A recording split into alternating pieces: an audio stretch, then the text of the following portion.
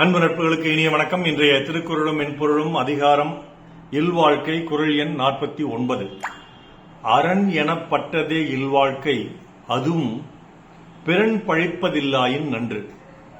இல்வாழ்க்கை அறத்தின் அடிப்படையிலேயே அமைய வேண்டும், அதுவும் பிறர் பழிக்காதபடி வாழ வேண்டும்.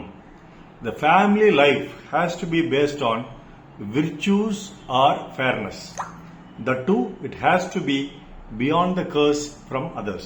என் துடிப்பா, பிறர் போற்ற வாழும் சிறந்த வாழ்க்கை நேர்மையான இல்வாழ்க்கை. பிறர் போற்ற வாழும் சிறந்த வாழ்க்கை நேர்மையான இல்வாழ்க்கை. இதற்கு கவிப்பேரரசு அவர்கள் என்ன உரை சொல்லியிருக்கிறார் என்றால், இல்லறம் துறவரம் என்ற இரண்டிலும் அறம் என்று சிறப்பாக சுட்டப்படுவது இல்வாழ்க்கையே. அந்த இல்லறமும் பிறரால் பழிக்கப்படாமல் குற்றமற்று விளங்குவது நல்லதென்று போற்றப்படும் என்று சொல்கிறார். இல்வாழ்க்கை என்பது அறம் சார்ந்தது என்பதில் என்ற மாற்று கருத்தும் இல்லை, எல்லாரும் ஒப்புக்கொள்ளக்கூடிய ஒரு விடயம். ஆனா பிறன் பழிக்காமல் இருக்கக்கூடிய இல்வாழ்க்கை எப்படி சிறந்த இல்வாழ்க்கை? நீ அறத்துடன் வாழ்ந்தாலுமே கூட பிறர் பழிக்காதபடி நீ வாழ வேண்டும், அதுதான் சிறந்த இல்வாழ்க்கை அப்படின்னு வள்ளுவ பெருந்தகை சொல்றார். சும்மாவாங்க சொல்லுவாரு, நல்லா யோசிச்சுதானே சொல்லுவாரு. அப்ப அந்த காலத்திலயும் இன்னைக்கு அந்த காலத்தில் நடக்கக்கூடிய பல விஷயங்கள் இருக்கு. இப்ப அறத்துடன் ஒருத்தன் வாழ்றதுன்னா என்னங்க அர்த்தம்? ஒரு 4 சட்டை, 4 வேட்டி அல்லது 4 பேண்ட், எளிய வாகனம், எளிய உணவு, எளிய காலனி, இப்படி வாழ்றது அறத்துடன் வாழ்றதுன்னு நினைச்சுக்கலாம். இப்படி போட்டுக்கிட்டு வெளியில போனா ஊர் என்ன பேசும்? அவனுக்கு பாரு சரியான கஞ்சன், வசதியெல்லாம் இருக்கு, ஆனா 4 சட்டை வெள்ளை சட்டை தான் திருப்பி போடுவான். இந்த ஹவாய் ரப்பர் செருப்பு தான் போட்டுட்டு சுற்றுவான், சைக்கிள்ல தான் போடுவான், இல்லைன்னா டவுன் பஸ்ல தான் போவான். சரியான வடிந்தெடுத்த கஞ்சன் அப்படின்னு ஊர் பேசும்.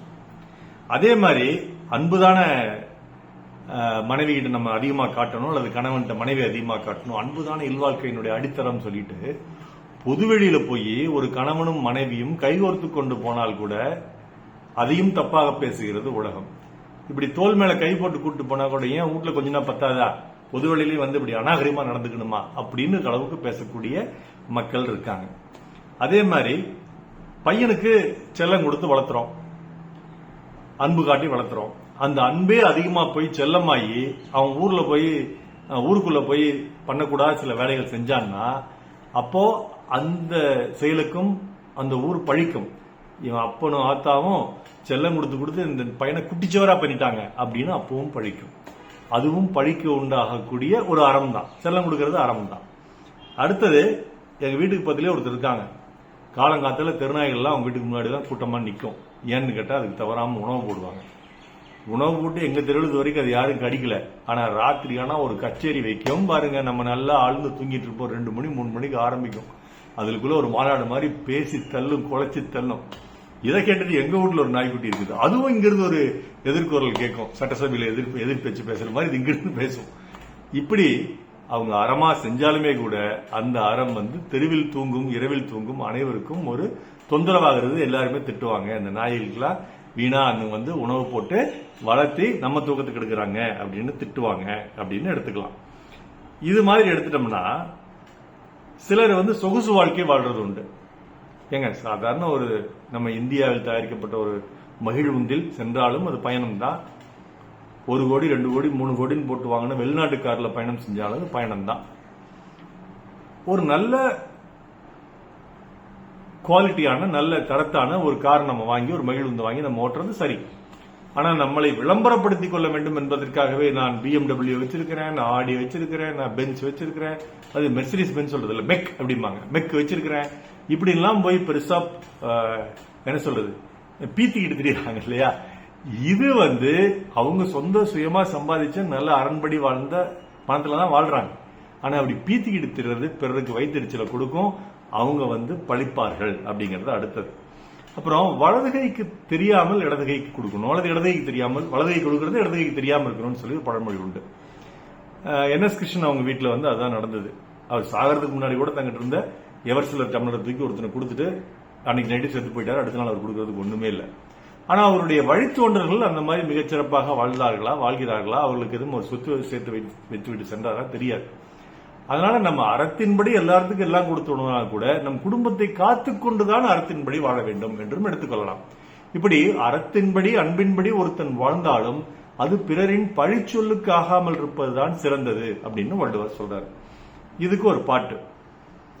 முள்ளில் படுக்கையிட்டு இமையை மூடவிடாதிருக்கும்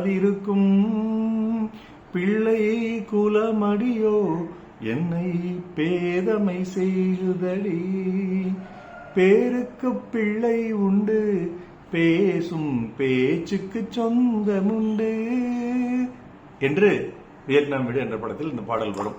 அந்த கடைசி 2 வரி ஏற்கனவே ஒரு குரலை சொல்லிட்டேன், திருப்பி சொல்ல விரும்பல, கூறியது குரல் விரும்பல. இதுல சிவாஜி கணேசன் அற்புதமான நடிப்பை வெளிப்படுத்தி இருப்பார். அந்த படத்தில் ஒரு டெரரா இருப்பார் தன்னுடைய பிள்ளைகளுக்கெல்லாம். அந்த அன்பை அவர் காட்டாத காரணத்தினால் இந்த பிள்ளைகள்லாம் தங்களுடைய வழி மாறி சென்று விடுவார்கள், பெற்றோரையே பார்க்க மாட்டார்கள். உறவினர்களும் இப்படித்தான் பேசுவாங்க, நீ அப்படி இருந்தப்ப இப்படி இருந்தில்ல அப்படின்லாம் பேசுவாங்க. அதனால நீங்கள் அன்புடனும் இருக்கணும், அறத்துடனும் இருக்கணும், அளவோடும் இருக்கணும், பிறர் வழிக்கு ஆளாகவும் இருக்கணும் அப்படிங்கறதா வள்ளுவர் சொல்றது. மீண்டும் அந்த குறள், அரணனப்பட்டதே இல்வாழ்க்கை அகுதும் பிறன் பழிப்பதில்லாயின் நன்று. நாள் சிறக்க நற்றமிழ் வாழ்த்துகள். மருத்துவர் ராம செல்வரங்கம், ரிஷினை திரளையவழிகளும் சேலம் கள்ளக்குறிச்சி அரூர் ஈரோடு நன்றி. டாக்டர் செல்வரங்கம் குரல் யூடியூப் சேனல் ஷேர் பண்ணுங்க, லைக் பண்ணுங்க, கமெண்ட் பண்ணுங்க, சப்ஸ்கிரைப் பண்ணுங்க. வணக்கம்.